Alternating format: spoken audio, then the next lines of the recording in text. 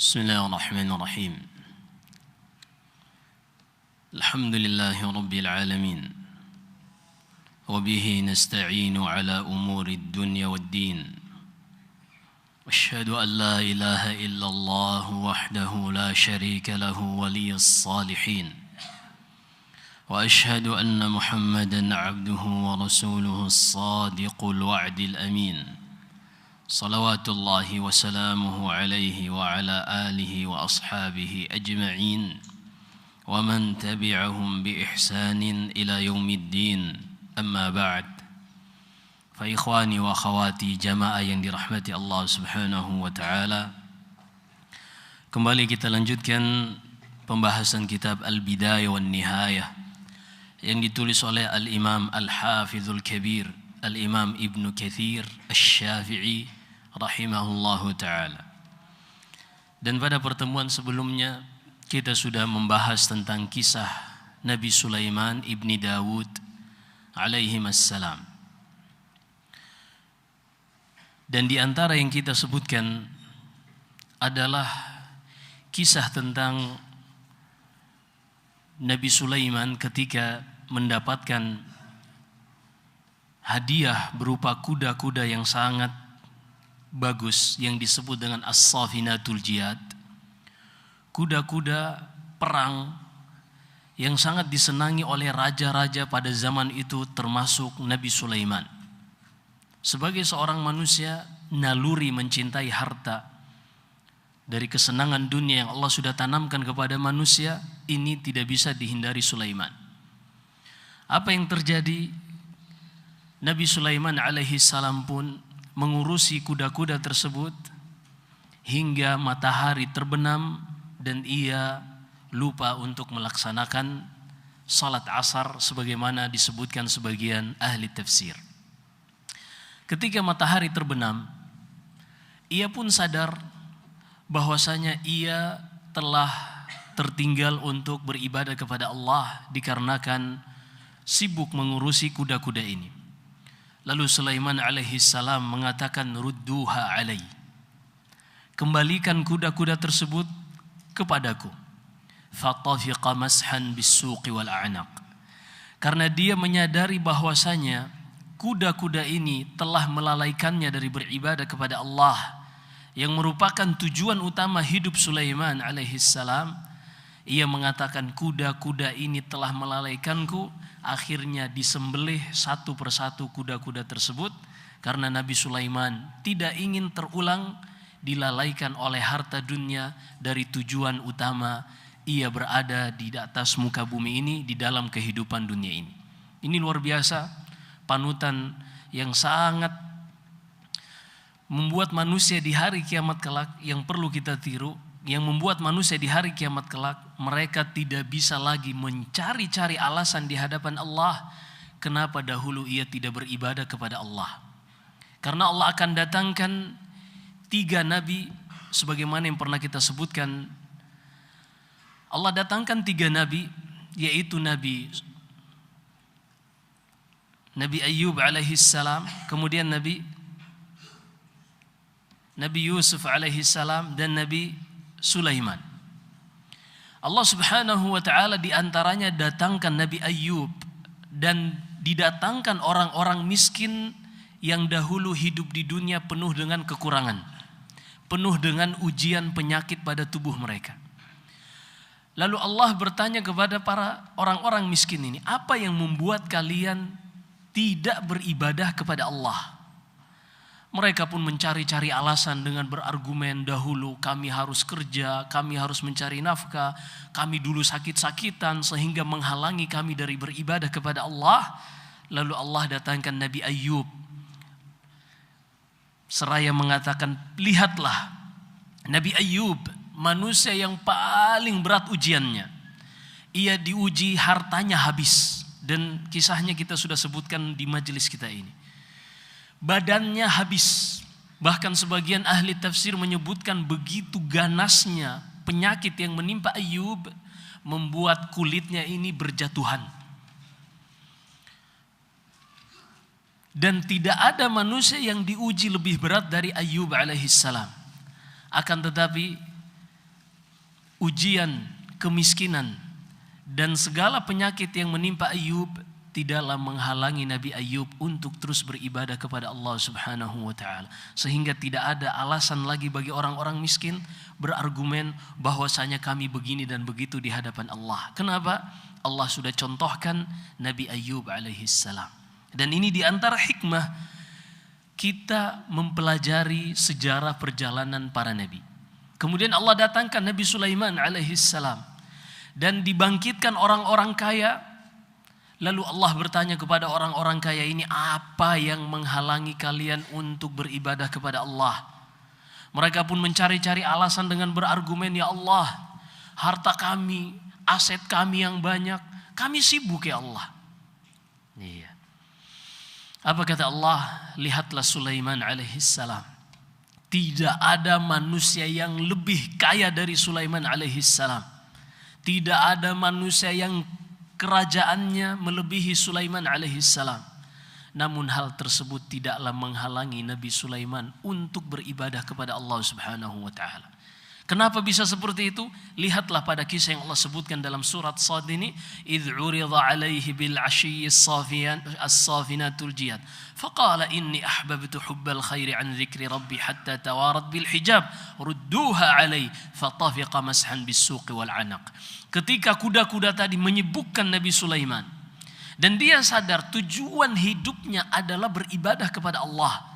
Adapun harta, jabatan, aset, kesenangan dunia lainnya, ini hanyalah warna-warni kehidupan agar dia tidak terlalu bosan di dalam menjalani perjalanan dari sejak ia lahir sampai menuju garis finish umurnya. Ini disadari oleh Sulaiman. Dan ketika dia melihat kuda-kuda tersebut telah melalaikan dia, dia pun memanggil kuda-kuda tadi, menyuruh untuk dihadirkan di hadapannya, dan semuanya disembelih karena telah melalaikan Nabi Sulaiman dari berzikir kepada Allah Subhanahu wa taala. Ini luar biasa Nabi Sulaiman alaihissalam. Dan tidak heran dari sebagian sahabat, ada yang mereka ketinggalan sholat jamaah dikarenakan sibuk mengurusi kebun. Ketika dia datang ke masjid, ternyata orang-orang masjid sudah pulang, dia pun langsung mewakafkan kebunnya. Kenapa? Kebun ini telah menghalanginya dari mendapatkan takbiratul ihram dan salat jamaah di masjid. Walaupun salat di rumah pahalanya satu, tapi inilah manusia-manusia yang Allah beri taufik untuk beramal, sehingga dengan amalan itu Allah izinkan mereka masuk ke dalam surga. Ini perhatikan, ini fiqih di dalam kita hidup. Jadi Allah ciptakan surga dan Allah ciptakan penghuninya. Bagaimana penghuni surga ini bisa masuk surga? Dengan amalan yang Allah beri taufik kepada mereka untuk melakukan amalan ini, sehingga dengan amalan ini mereka diizinkan masuk ke dalam surga. Makanya kita perhatikan di dalam Al-Quran, ucapan pertama yang dikatakan oleh penduduk surga setelah mereka masuk di dalam surga, Allah kisahkan di dalam surat Al-A'raf, wa naza'na ma fi sudurihim min ghillin tajri min tahtihimul anhar fi jannatin na'im tajri min tahtihimul anhar wa qalu alhamdulillahi alladhi hadana li hadza wa ma kunna linahtadiya laula an hadanallah. Dengarkan, ucapan pertama kali yang dikatakan penduduk surga setelah mereka masuk ke dalam surga adalah alhamdulillah alladzi hadana lihada. Segala puji dan syukur bagi Allah yang telah memberi hidayah dan petunjuk kepada kami untuk bisa masuk ke dalam surga ini. Dengan apa Allah beri petunjuk manusia bisa masuk ke dalam surga? Di dunia Allah berikan taufik dan hidayahnya agar manusia-manusia ini melakukan amalan-amalan penghuni surga. Sehingga dengan sebab tersebut mereka pun masuk ke dalam surga. Tapi kata penduduk surga, wa ma kunna linahtadi laula an hadanallah. Dan kita tidak akan bisa melakukan amalan yang menjadi sebab kita masuk surga kalau bukan semata-mata hidayah dan petunjuk serta kemudahan dari Allah Subhanahu wa taala. Jadi ini luar biasa. Perhatikan, Allah ciptakan surga dan Allah ciptakan manusia. Untuk bisa masuk ke dalam surga, dia harus melakukan amalan. dan tidaklah dia melakukan amalan ini melainkan dia telah mendapatkan petunjuk, hidayah dan kemudahan dari Allah Subhanahu wa taala. Sehingga seorang muslim ketika dia menyadari bahwasanya dia sedang melakukan amalan ketaatan, banyak-banyaklah dia memohon istiqamah kepada Allah Subhanahu wa taala dan bersyukur kepada Allah Subhanahu wa taala. Sebaliknya, jika dia merasakan dirinya jauh dari ketaatan, segeralah introspeksi diri dan kembali ke jalan Allah Subhanahu wa taala, karena surga jelas, amalan penduduk surga semasa di dunia juga telah jelas Allah sebutkan semuanya di dalam Al-Qur'an. Kemudian Nabi Sulaiman alaihissalam ketika dia mengatakan rudduha alai, bawakan kuda-kuda tersebut, dan dia memenggalnya satu persatu karena telah melalaikan beribadah kepada Allah. Padahal kuda-kuda ini adalah kendaraan perangnya Nabi Sulaiman.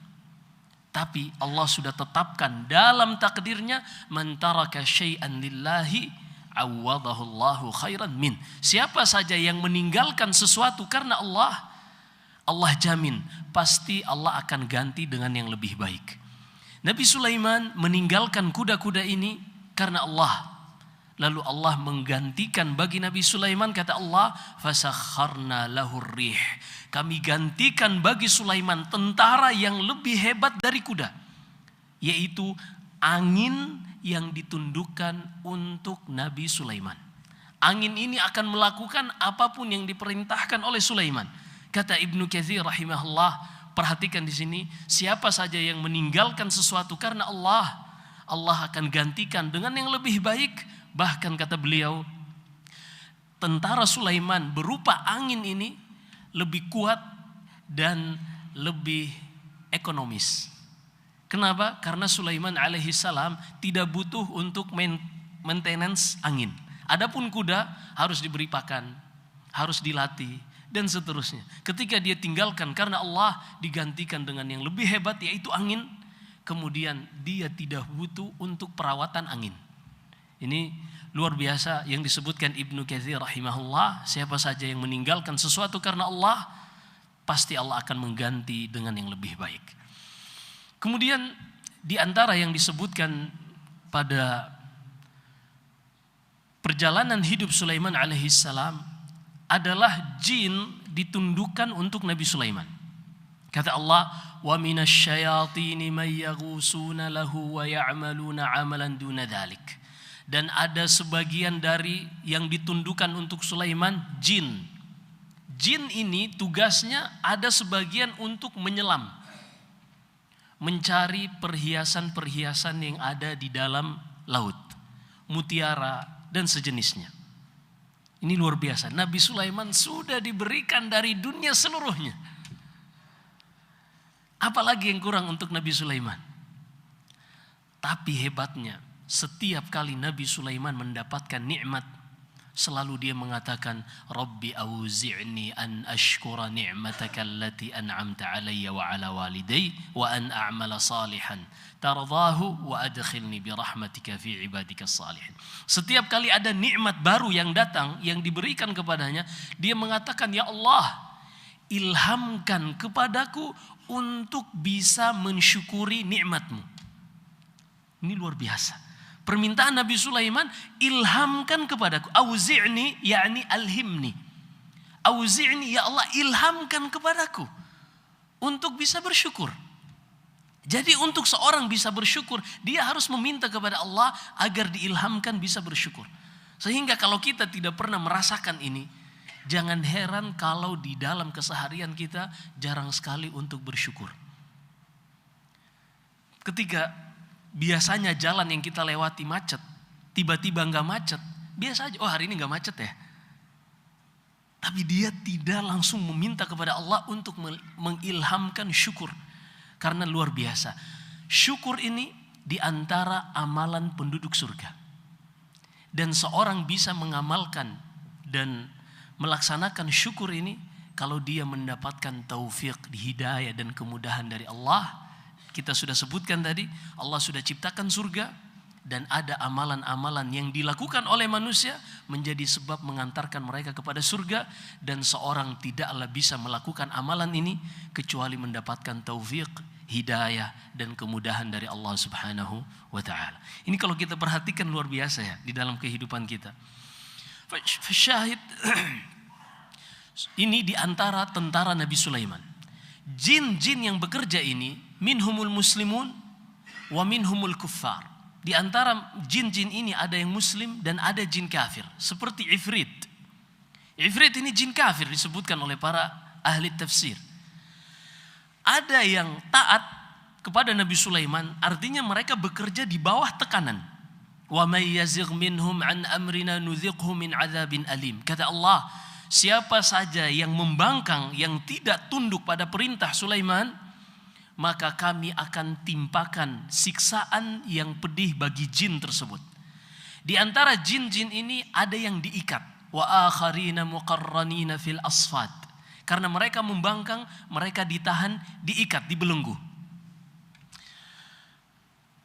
Para jin ini bekerja di bawah tekanan. Harus taat kepada Sulaiman. Siapa saja yang membangkang tidak mau taat akan ditimpa siksaan yang pedih. Sehingga mereka terus bekerja di bawah tekanan.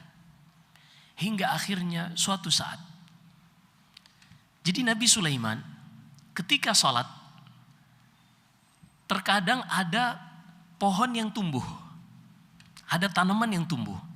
Nabi Sulaiman langsung bertanya, li ayyi syai'in anti? Wahai pohon, engkau ini tumbuh diciptakan oleh Allah untuk apa? Fa in kana lid-dawa kutiba lid-dawa. Kalau seandainya pohon tadi menjawab, aku Allah ciptakan untuk menjadi obat, maka akan langsung dicatat bahwasanya tanaman ini untuk obat. Wa in kana lil ghars, kalau seandainya untuk penghijauan atau untuk kebutuhan material, papan, kayu dan seterusnya, atau kayu bakar, maka akan ditanam agar menjadi bahan bangunan pada zaman itu. Hingga suatu saat ketika Nabi Sulaiman salat, nabatat syajarah, tiba-tiba ada pohon yang tumbuh, dan Nabi Sulaiman yang sedang salat itu bertanya, li ayyi syai'in anti? Engkau ini tumbuhan untuk apa? Lalu dia mengatakan, anal kharrub, namaku adalah penghancur. Engkau diciptakan oleh Allah untuk apa? Li kharabi hadzal bait. Aku diciptakan untuk menghancurkan istana ini. Ketika itu Nabi Sulaiman sadar, berarti kematiannya sebentar lagi. Lalu dia meminta kepada Allah, Allahumma ammi alal janni mauti. Ya Allah, jangan engkau beritahukan kepada manusia, jangan engkau beritahukan kepada jin akan kematianku. Kenapa? Karena ketika itu sebagian manusia menyangka bahwasanya jin mengetahui perkara gaib. Jadi manusia menyangka jin mengetahui perkara gaib. Padahal mereka nggak tahu. Termasuk malaikat nggak tahu perkara gaib. Di dalam Al-Bidayah wan Nihayah kata Ibnu Katsir membawakan riwayat dari para sahabat, Nabi Sulaiman pernah mengatakan kepada malakul maut, "Idza jaa ajali fa akhbirni." Wahai malaikat maut, kalau kematianku sudah dekat, tolong sampaikan, beritahukan kepadaku. Apa kata malakul maut? Innama hiya kutubun tulqa ilai. Aku enggak tahu. Perkara seorang ini meninggal kapan tuh enggak tahu. Aku cuma dapatkan perintah langsung dari Allah untuk mencabut ruh si fulan, maka aku datang untuk mencabut ruhnya. Adapun kapan si fulan meninggal, sebelum perintah itu sampai kepadaku, aku enggak tahu. Bahkan malaikat yang paling mulia, Jibril alaihissalam, kata Allah menyebutkan tentang siapa itu Jibril, muta'in thamma amin. Malaikat Jibril ini adalah malaikat yang ditaati semua penduduk langit. Tapi ketika ia datang kepada Nabi sallallahu alaihi wasallam lalu bertanya, akhbirni anis sa'ah. Wahai Muhammad, beritahukan kepada aku kapan terjadinya hari kiamat. Perkara gaib. Apa kata Allah? Apa kata Nabi sallallahu alaihi wasallam? Mal mas'ulu anha bi'a'lam minas sa'il. Aku yang ditanya, manusia terbaik, dan engkau yang bertanya, malaikat terbaik, sama-sama enggak ada yang tahu. Fasyahid, akhirnya tanaman ini yang Allah Subhanahu wa taala ciptakan untuk menghancurkan kerajaan Sulaiman, artinya semakin dekat ajal Sulaiman, Nabi Sulaiman pun meminta, Allahumma ammi 'alal janni mauti hatta ya'lamal ins annal jinna la ya'lamunal ghaib. Ya Allah, sembunyikan kematianku ini dari para jin agar mereka manusia menyadari bahwasanya jin itu tidak mengetahui perkara gaib. Kita sebutkan tadi bahwasanya jin-jin yang bekerja untuk Sulaiman membuat bangunan yang sangat cepat dan juga menyelam untuk mencari perhiasan-perhiasan yang ada di dalam laut. Ini mereka bekerja di bawah tekanan. Siapa saja yang membangkang tidak taat akan ditimpakan azab dan siksaan yang berat. Sehingga mereka bekerja di bawah tekanan. Ketika mereka mengetahui Nabi Sulaiman masih hidup, terus mengawasi mereka, tidak ada yang berani membangkang. Terus bekerja di bawah tekanan. Ketika Nabi Sulaiman telah dicabut nyawanya oleh malakul maut, ia pun sebelum meninggal mengambil pohon yang bernama Al-Kharrub tadi untuk dijadikan tongkat. Dan Nabi Sulaiman berdiri, jin dan manusia menyangka bahwasanya dia berdiri itu masih hidup sampai setahun penuh. Ini disebutkan oleh Ibnu Katsir dalam beberapa riwayat dari Nabi sallallahu alaihi wasallam pada tafsir firman Allah Subhanahu wa taala dalam surat Saba, "Falamma qadayna 'alaihi al-maut ma dallahum 'ala mautihi illa dabatul ardi ta'kulu min sa'atah." Ketika kami sudah putuskan untuk mencabut nyawa Sulaiman, tidak ada yang mengetahui kematiannya dari jin maupun manusia sampai rayap mulai memakan tongkat Nabi Sulaiman hingga rapuh. Dan Sulaiman yang tadinya berdiri jasadnya yang bertopang pada tongkat tadi, ketika tongkatnya rapuh dan hancur, jasad Nabi Sulaiman pun jatuh. Ini dikarenakan jasad para nabi tidak pernah hancur.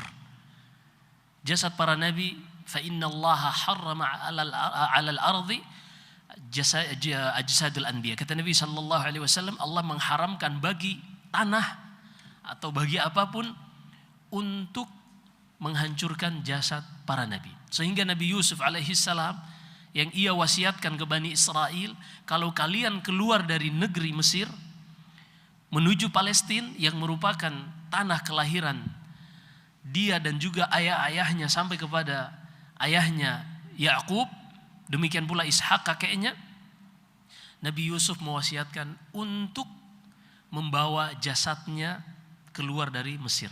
Dan ketika itu jasadnya tidak hancur sama sekali. Dan seluruh para nabi seperti itu, termasuk jasad yang mulia dari Nabi kita sallallahu alaihi wasallam sampai saat ini utuh. Bahkan ada beberapa percobaan ingin mencuri jasad Nabi, tapi luar biasa Allah Subhanahu wa taala, disebutkan dalam sejarah Mamlaka ada orang-orang yang bermimpi, sehingga dari situ ketahuan bahwasanya ada yang sedang menggali terowongan dari bawah untuk mencuri jasad Nabi sallallahu alaihi wasallam. Dan ini sangat mudah bagi Allah Subhanahu wa taala, sangat mudah. Akhirnya Nabi Sulaiman yang berdiri selama 1 tahun penuh di atas tongkat ini, sampai akhirnya rayap memakan habis tongkat ini dan jasad Nabi Sulaiman jatuh, barulah ketika itu para jin membangkang kembali. Para jin membangkang kembali. Kenapa? Karena bosnya Nabi Sulaiman sudah tidak ada. Sehingga mereka terlepas kembali membangkang dan mulai membuat kedustaan-kedustaan. Di antaranya mereka membuat mantra-mantra yang diselipkan di bawah singgasana kursi, di bawah kaki kursi singgasana Nabi Sulaiman. Yang mana ini adalah sihir.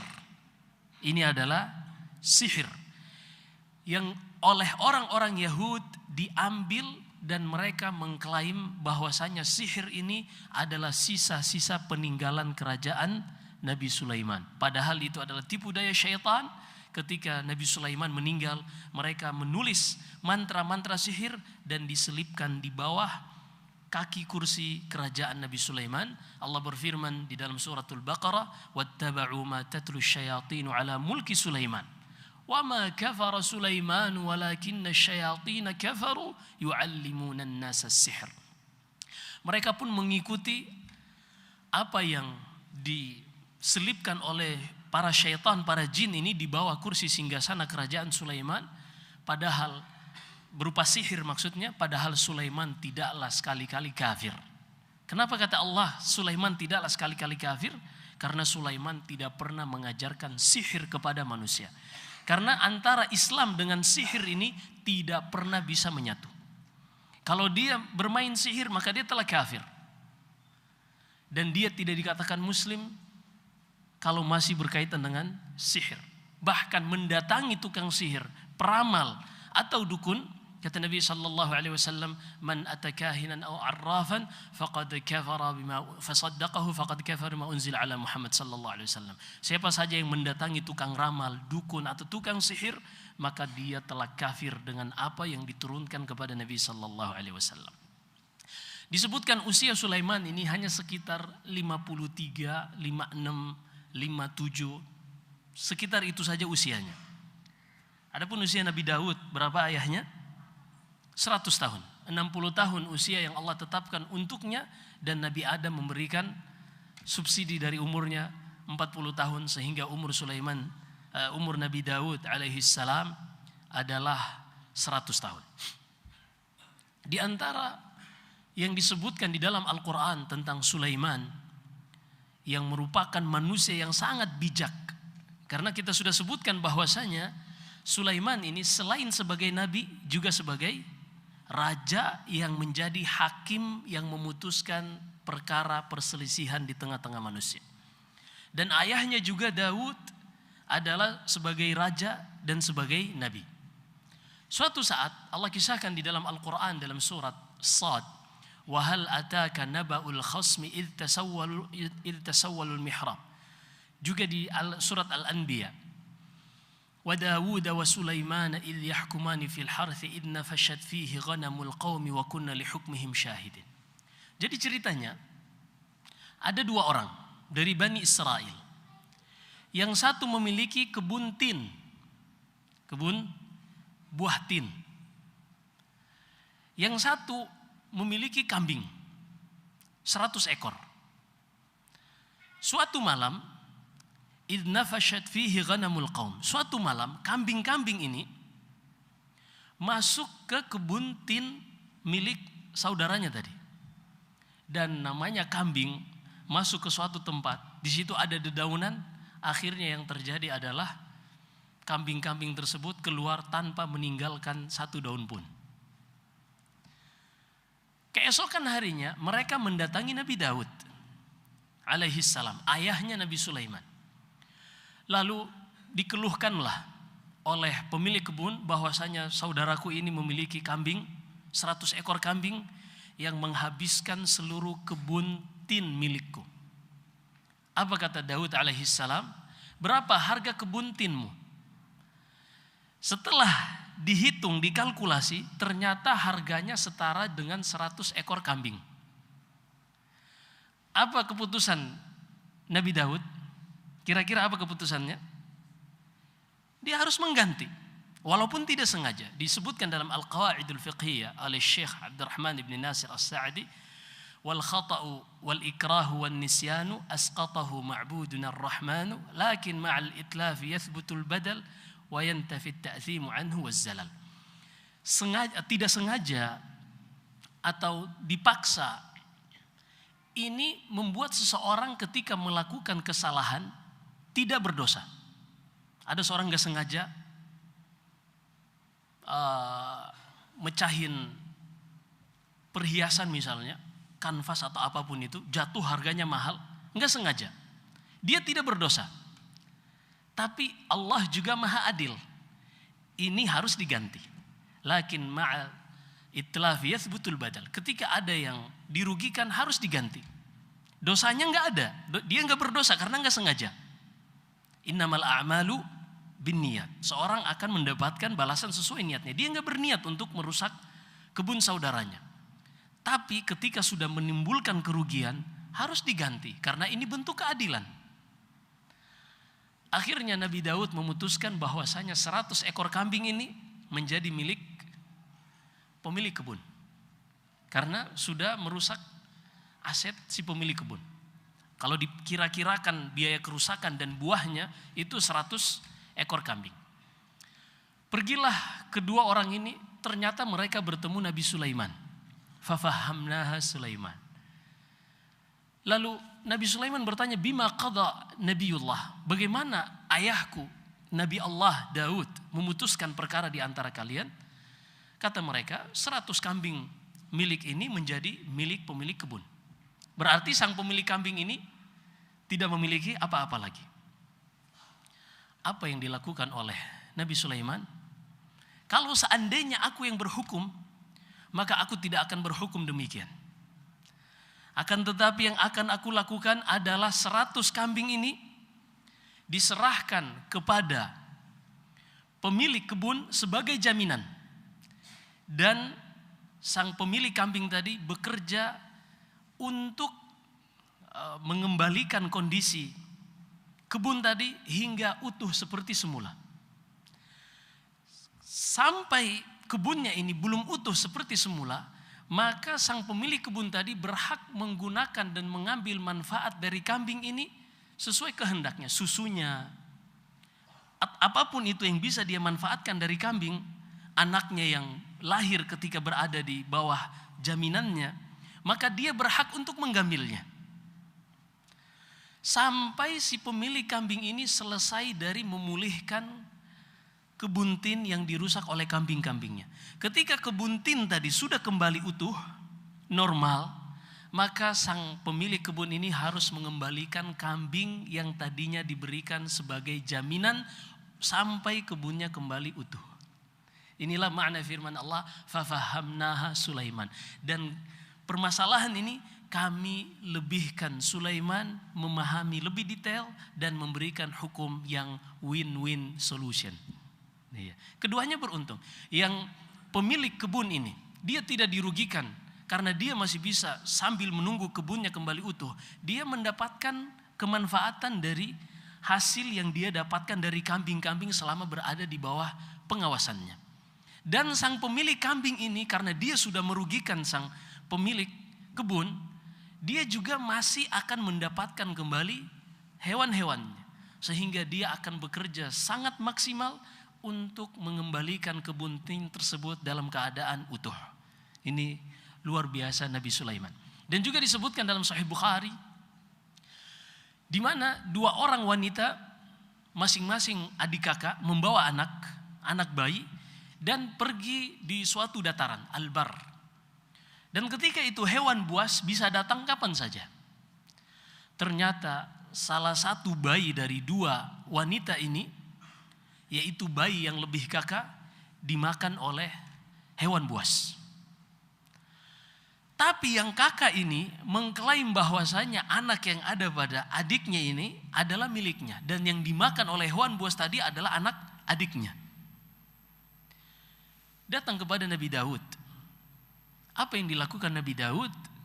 Nabi Daud karena melihat pertimbangan-pertimbangan, karena nggak ketahuan, nggak ada CCTV. Iya, CCTV-nya juga zaman dulu belum ada. Iya, bukan sekedar dihilangkan, tapi memang nggak ada. Iya, nggak ada CCTV. Ketika itu dia melihat aspek-aspek yang lain, karena sang kakak ini kemungkinan untuk memiliki anak dari adiknya lebih kecil, karena ada usia menopause. Maka Nabi Daud pun ketika mendengarkan ucapan sang kakak bahwasanya yang dimakan oleh hewan buas tadi adalah milik adiknya, dan bahwasanya yang anak yang ada sekarang, bayi yang ada sekarang adalah milik dia, maka Nabi Daud pun memutuskan ini milik sang kakak. Dengan banyak pertimbangan tadi. Ketika mereka pergi, Nabi Daud melihat dan Nabi Sulaiman melihat lalu mengatakan, kalau seandainya aku yang memutuskan, aku tidak akan putuskan demikian. Lalu mereka bertanya, apa yang akan engkau lakukan? i'tini bisikin. Kata Nabi Daud, kata Nabi Sulaiman alaihi salam, ambilkan pisau. Kita belah dua anak ini, setengah untuk sang kakak, setengah untuk sang adik. Apa kata sang adik? Al-waladu laha. Kata sang adik ini, anak ini biarkan milik kakakku saja, asal jangan engkau bunuh. Sang kakak mengatakan, iya, belah dua saja. Dari sini menunjukkan bahwasanya kalau memang dia ibunya, pasti tidak akan tega untuk melihat anaknya dibelah dua. Akhirnya Nabi Sulaiman memutuskan anak ini milik sang adik, karena perasaannya tidak bisa membohongi bahwasanya dia rela asal anak tersebut tetap hidup, kepada siapapun dia akan diasuh. Tidak penting baginya asal buah hatinya ini tetap bisa hidup. Nah, ini namanya al-hukmu bil qara'in. Di dalam bab al-qadha, di dalam bab pengadilan ada namanya al-bayyinah. Hal-hal yang bisa mendukung sebuah hukum, di antaranya adalah indikator atau indikasi-indikasi yang menunjukkan kepada, yang mengarahkan kepada kebenaran. Dan ini banyak. Untuk zaman sekarang di antaranya adalah CCTV. Iya, di zaman sekarang CCTV dan juga yang lain. Di sini Nabi Sulaiman alaihissalam memutuskan hal tersebut, ternyata didengar oleh Nabi Daud alaihissalam. Dan Nabi Daud pun senang dan bangga. Bukan berarti merasa, wah gila anak gua nih jadi kompetitor. Enggak seperti itu. Seorang yang saleh, yang melihat anaknya berpotensi dan ternyata lebih dekat kepada kebenaran daripada keputusannya, justru dia bangga. Baik itu anaknya ataupun siapapun dari kaum muslimin, walaupun usianya lebih muda, selama dia melihat sang anak muda ini yang lebih muda usia darinya, ketika anak tersebut benar bisa membawakan dalilnya, sisi pendalilan yang benar, dia pun bangga, karena disebutkan oleh para ulama, al-haqqu dhalatul mu'min. Kebenaran itu adalah barang hilang seorang muslim. Barang seorang muslim yang hilang. Artinya dimanapun barang tersebut berada, dia akan mengatakan itu milik saya yang saya cari-cari. Sehingga kalau ada kebenaran yang datang dari orang lain, dia tidak akan menolak, tapi dia mengatakan itu barang saya yang hilang.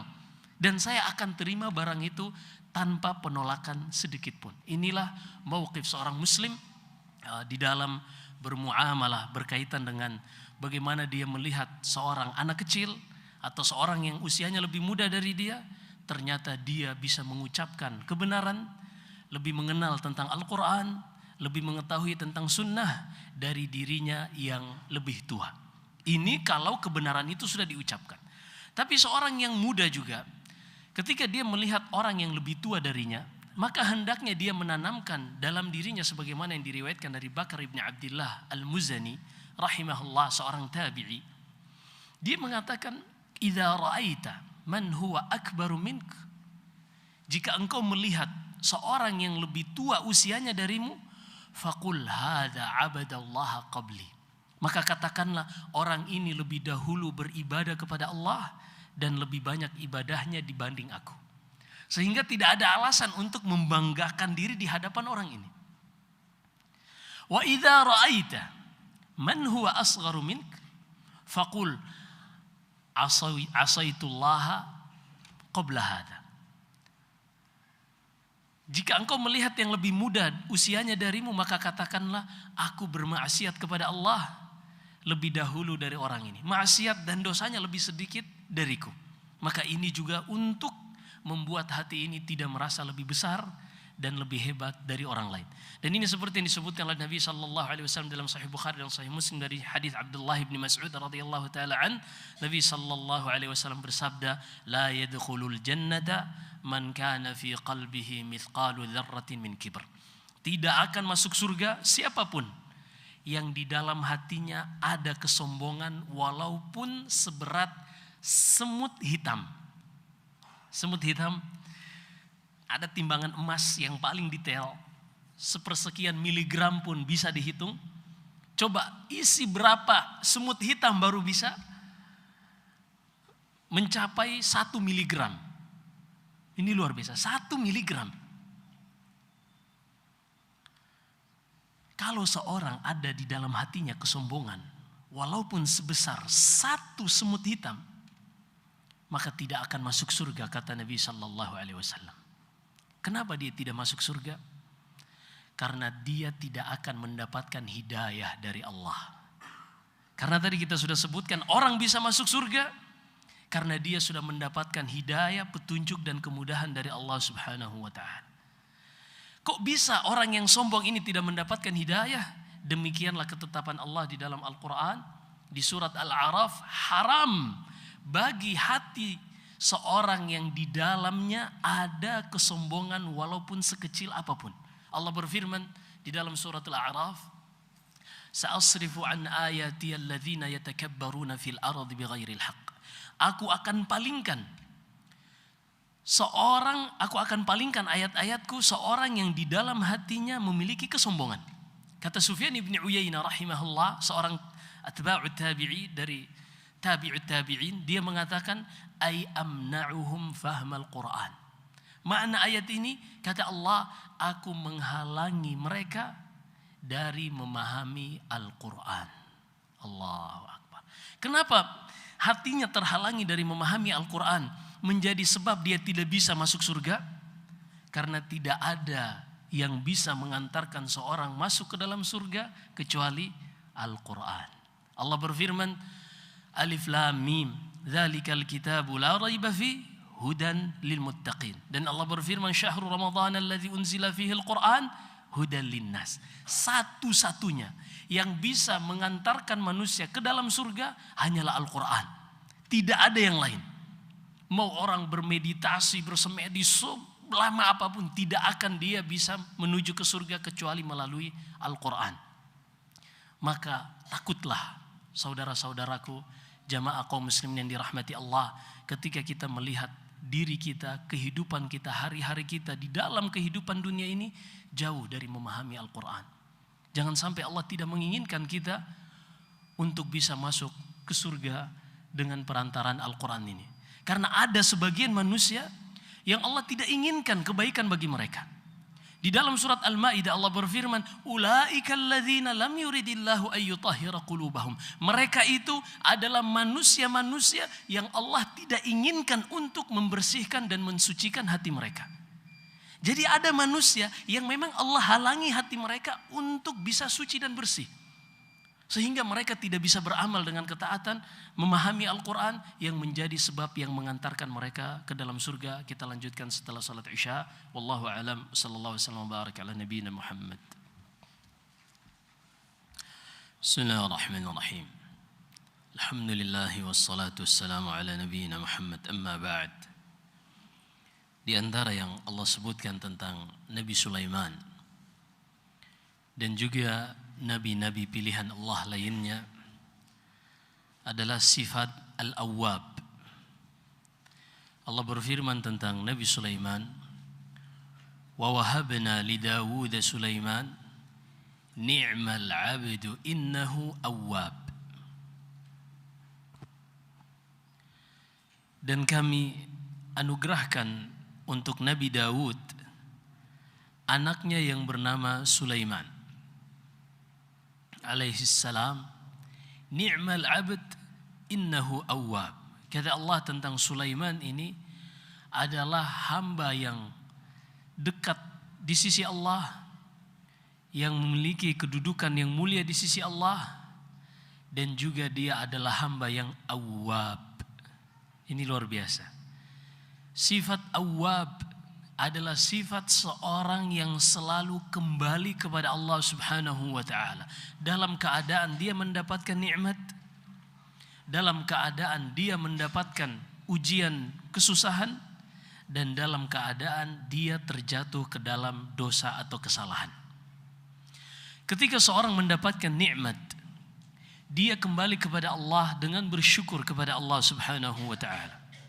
Kita sudah sebutkan nikmat apa lagi yang kurang yang ada pada Sulaiman, dan setiap kali nikmat itu dianugerahkan untuknya, Sulaiman alaihi salam mengatakan sebagaimana yang Allah hikayatkan, Rabbi auzi'ni an ashkura ni'mataka allati an'amta alayya wa ala walidayya wa an a'mala salihan tardahu wa adkhilni bi rahmatika fi ibadikas salih. Kata Allah, ketika Sulaiman mendapatkan nikmat, dia meminta kepada Allah dengan mengatakan, ya Allah, ilhamkan kepadaku. Ini luar biasa permintaannya nih. Ilhamkan artinya buatlah hati ini terketuk dan terbetik untuk bersyukur. Karena ada manusia yang mendapatkan nikmat tidak terbetik untuk bersyukur.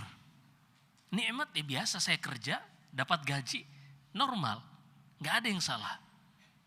Tapi Sulaiman alaihi salam dengan kerajaan yang luar biasa dan tentaranya tidak ada yang bisa mengalahkan, ketika dia mendapatkan nikmat, inilah doanya, ya Allah, ilhamkan kepadaku agar aku bisa mensyukuri nikmat yang senantiasa Engkau anugerahkan kepadaku dan kepada kedua orang tuaku, dan jadikanlah aku bagian dari hamba-hambamu yang saleh, yang senantiasa Engkau beri taufik untuk melakukan amal saleh yang mengantarkan kepada keridhaanmu.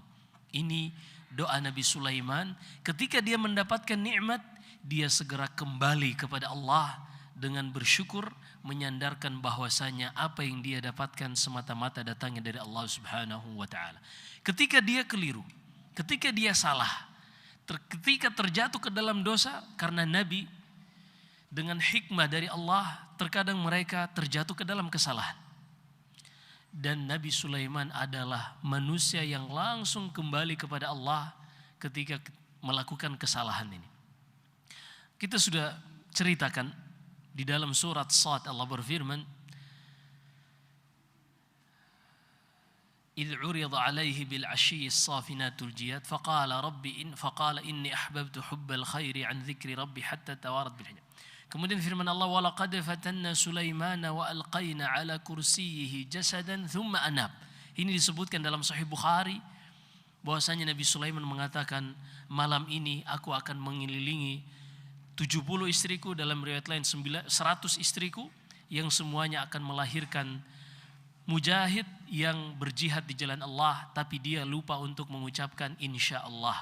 Dan Allah ingin mengujinya, ia pun terjatuh ke dalam kesalahan ini, dan dia segera bertobat kepada Allah Subhanahu wa ta'ala dengan mengatakan, Rabbi habli mulkan la yanbaghi li ahadin min ba'di. Perhatikan, ketika Nabi Sulaiman terjatuh ke dalam kesalahan, dia segera bertobat kepada Allah. Bukan cuma bertobat, tapi dia meminta untuk ditambahkan anugerah dari Allah Subhanahu wa ta'ala. Apa permintaannya? Ya Allah, anugerahkanlah kepadaku kerajaan tidak ada yang bisa menandinginya manusia setelahku. Hingga di dalam Sahih Bukhari juga disebutkan, suatu saat Nabi SAW sedang salat di Masjid Nabawi atau sedang salat malam, di malam hari, tiba-tiba ada syaitan yang mengganggu beliau. Beliau pun mencekik leher syaitan tersebut, dan hampir saja beliau mengikatnya di salah satu tiang di Masjid Nabawi agar keesokan harinya anak-anak bisa bermain-main dengan jin yang diikat ini. Hanya saja kata beliau, Dzakartu da'wata akhi Sulaiman, aku mengingat doa saudaraku Sulaiman bahwasanya tidak akan ada lagi yang ditundukkan setelahnya seperti apa yang ditundukkan bagi Nabi Sulaiman alaihi salam. Maka tiga hal ini ketika seorang kembali kepada Allah pada saat mendapatkan nikmat dengan bersyukur, kembali kepada Allah pada saat mendapatkan kesusahan dengan bersabar, dan kembali kepada Allah pada saat dia terjatuh ke dalam dosa dengan beristighfar. Kata Nabi sallallahu alaihi wasallam, tiga hal ini adalah unwanus sa'adah, indikator seorang mendapatkan kebahagiaan dari Allah Subhanahu wa taala.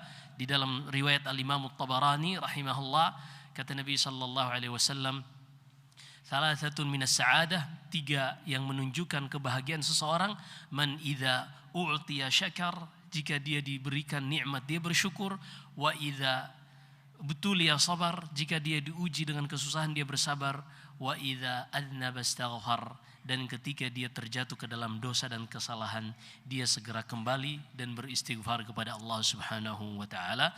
Dan ini adalah yang kita hadapi juga di dalam kehidupan keseharian kita. Karena kehidupan kita tiga ini, kalau bukan kita diberi nikmat, kita sedang diuji dengan kesusahan, dan terkadang kita terjatuh ke dalam dosa. Tidak ada satupun manusia yang bisa keluar dari tiga hal ini. Maka dengan mempelajari sirah para nabi, Allah sifati Sulaiman dengan Awwab, juga ayahnya Daud Awwab, dan juga Ibrahim alaihi salam, inna Ibrahim lahalimun awwahun munib. Kata Allah di dalam surat Yunus, sesungguhnya dalam surat Hud, sesungguhnya Ibrahim itu adalah manusia yang halim, sangat penyabar. Kemudian awwahun, manusia yang selalu merasa benci dengan kesalahan yang dia lakukan, dan manusia yang selalu kembali kepada Allah Subhanahu wa taala, munib. Ini di antara sifat para nabi yang patut ditiru oleh seorang manusia di dalam kehidupan dunia ini. Karena inilah tujuan Allah mengisahkan kisah-kisah para nabi. Di akhir surat Hud Allah berfirman, wa kullan naqussu 'alaika min anba'ir rusul ma nuthabbitu bihi fuadak. Demikianlah kami ceritakan kepada engkau wahai Muhammad kisah-kisah para nabi dan rasul sebelummu, dengannya kami menguatkan hatimu, dengannya kami memberi petunjuk kepada hatimu. Wallahu alam. Kita lanjutkan pada pertemuan berikutnya insyaallah dengan beberapa kisah para nabi, di antaranya Zakaria, demikian pula setelahnya anaknya Yahya, juga keluarga Imran yang Allah sebutkan di dalam Al-Quran dengan kisah Alu Imran, dan setelah itu Hanna yang kemudian melahirkan anaknya yang bernama Maryam, dan setelah Maryam adalah Isa bin Maryam, dan setelah Isa tidak ada lagi nabi sampai nabi kita Muhammad sallallahu alaihi wasallam. Insyaallah kita ambil sedikit demi sedikit, entah kapan selesainya. Dan ini kitab Al-Bidayah wan Nihayah totalnya ada 20 jilid. Dan kita di masjid ini sudah menyelesaikan, hampir selesai jilid kedua. Jadi jilid 1 sudah selesai, jilid kedua hampir selesai, dikit lagi. Nanti jilid ketiga kita akan mulai memasuki akhbarul Arab, kisah-kisah Arab jahiliyah dahulu, raja-raja Arab dari Himyar, Tubba dan seterusnya, sampai akhirnya pada kisah Ashabu Al-Fil, bagaimana Abraha yang memimpin tentara gajah ingin menghancurkan Ka'bah. Di tahun itulah dikenal dengan tahun gajah. Pada saat itulah Nabi sallallahu alaihi wasallam lahir, dan kita akan lanjutkan dengan sejarah perjalanan Nabi sallallahu alaihi wasallam hingga setelahnya Al-Khulafa Ar-Rasyidin, lalu Bani Umayyah, lalu Bani Abbasiyah, sampai hari kiamat. Entah umur kita cukup atau enggak, wallahu alam. Sedikit demi sedikit kita ambil biidznillah, wallahu alam. Jika ada benarnya semata-mata dari Allah Subhanahu wa taala, jika ada kesalahan dan kekurangan dari saya, wa astaghfirullah li wa lakum. Sallallahu alaihi wasallam baraka ala nabiyina Muhammad. Subhanakallahumma bihamdika asyhadu an la ilaha illa anta astaghfiruka wa atubu ilaik. Wassalamualaikum warahmatullahi wabarakatuh.